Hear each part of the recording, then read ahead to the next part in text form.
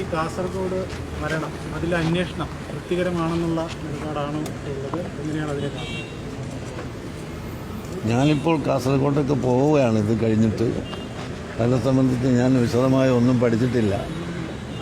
അതുകൊണ്ട് അതിനെപ്പറ്റി അന്വേഷണം തൃപ്തികരമാണോ അല്ലേ എന്നൊന്നും പറയാൻ കഴിയില്ല. തീർച്ചയായും തൃപ്തികരമായ അന്വേഷണം ഉണ്ടാകുമെന്ന് പ്രതീക്ഷിക്കുന്നു. തെരഞ്ഞെടുപ്പ് അടുക്കുന്ന ഒരു സാഹചര്യത്തിൽ രാഷ്ട്രീയ നിലപാടുകൾക്ക്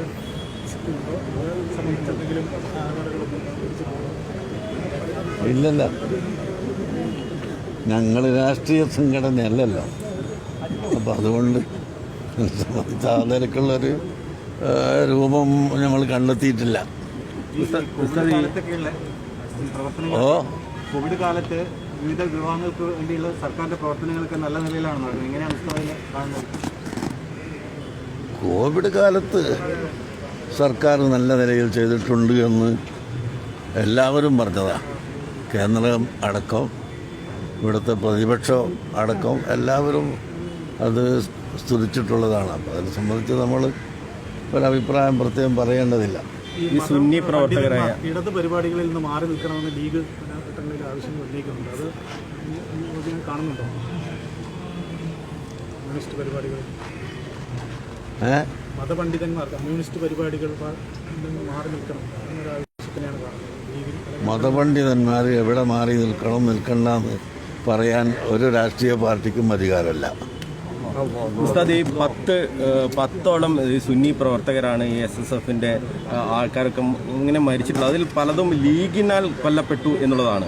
അപ്പോൾ ഈ മുസ്ലിം ലീഗിന്റെ ഈ നിലപാട് അത് ഏത് രീതിയിലാണ് നിങ്ങളുടെ സംഘടന കാണുന്നത്? അത് ഇത് തെളിഞ്ഞതിന് ശേഷം നമുക്ക് അതിനെ സംബന്ധിച്ച് വിശദമായിട്ട് പറയാം. എന്തായാലും മുസ്ലിം ലീഗിനെതിരായ ഒരു നിലപാട് ഈ ലീഗിനെതിരായി എന്നല്ല, ഈ രാഷ്ട്രീയ കൊലപാതക രാഷ്ട്രീയത്തിന് എതിരാണ്. അത് ഈ തെരഞ്ഞെടുപ്പിൽ പ്രതിഫലിക്കുമെന്ന് കരുതുന്നുണ്ടോ? അത് പാർട്ടി ഏതാണെന്ന് വ്യക്തമാകുന്നതിനനുസരിച്ച് ചിലപ്പോൾ കടാര രാഷ്ട്രീയത്തിനെതിരെ ശക്തമായി നിലയുറപ്പിക്കുന്നല്ലേ? അതുറപ്പാണ്. കടാര രാഷ്ട്രീയം ഉണ്ടാകാൻ പാടില്ല. അതാണ് വരുന്ന നിയമസഭാ തെരഞ്ഞെടുപ്പിൽ എന്ത് തീരുമാനം എടുക്കണമെന്നുള്ള വിവാദത്തിനിടയിൽ ഉണ്ടായിട്ടുണ്ടോ? ഇല്ല, ഞങ്ങൾ ചർച്ച ചെയ്തിട്ടില്ല, ആരംഭിച്ചിട്ടില്ല.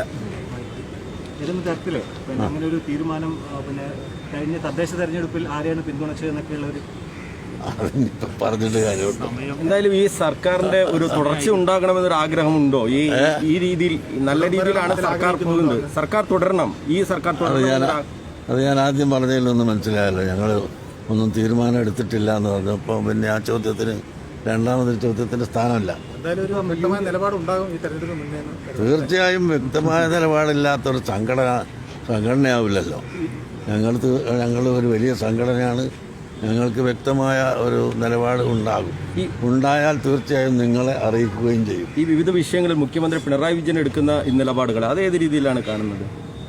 അതൊന്നും ഇപ്പോൾ പോസ്റ്റ്മോർട്ടം നടത്തേണ്ട ആളല്ല നമ്മൾ മതസംഘടനയാണ്. അതുകൊണ്ട് മതസംഘടനയുടെ പ്രവർത്തനവുമായി മുന്നോട്ട് പോകുന്നു.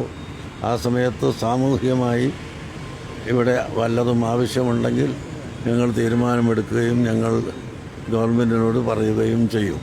കഴിഞ്ഞ ലോക്സഭാ തദ്ദേശ തെരഞ്ഞെടുപ്പിലെ ജമാഅത്തെ ഇസ്ലാമി UDFനെ പരസ്യമായി അനുകൂലിക്കുന്ന നിലപാടായിരുന്നു. അതിനെയൊക്കെ എങ്ങനെയാണ് ഉസ്താദ് കാണുന്നത്? ജമാഅത്തെ ഇസ്ലാമി ഇവിടെ ഭരണം വേണ്ടെന്ന് പറയുന്ന കൂട്ടാണ് നേരത്തെ. പിന്നെ എപ്പോഴാണ് അവർ മാറിയത് അതൊക്കെ ചിന്തിച്ചിട്ട് വേണം അതിനെ സംബന്ധിച്ച് പറയാം. UDFന്റെ പരാജയത്തിന് ഈ ജമാഅത്തെ ഇസ്ലാമി ബന്ധം കാരണമായിട്ടുണ്ട് എന്ന് നിങ്ങൾ കരുതുന്നുണ്ടോ? നമുക്ക് പഠിച്ചിട്ട് പറയാം.